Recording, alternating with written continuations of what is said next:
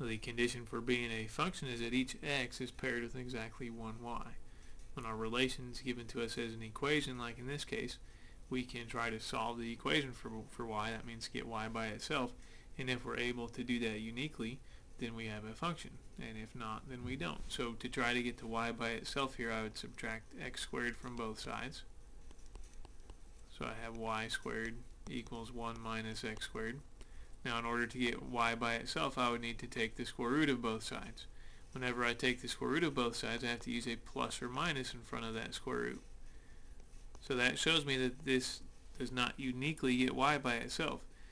As if I pick a certain number and plug it in for x, I would get two different solutions that go with it there for y, so because of the plus or minus.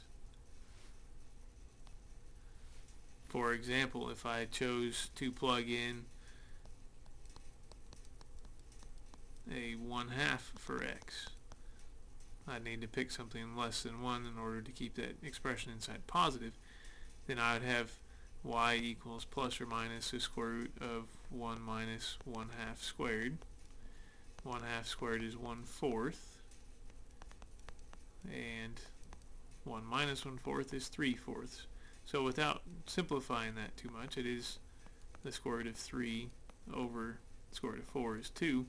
I can see that I have two different values for y because of the plus or minus.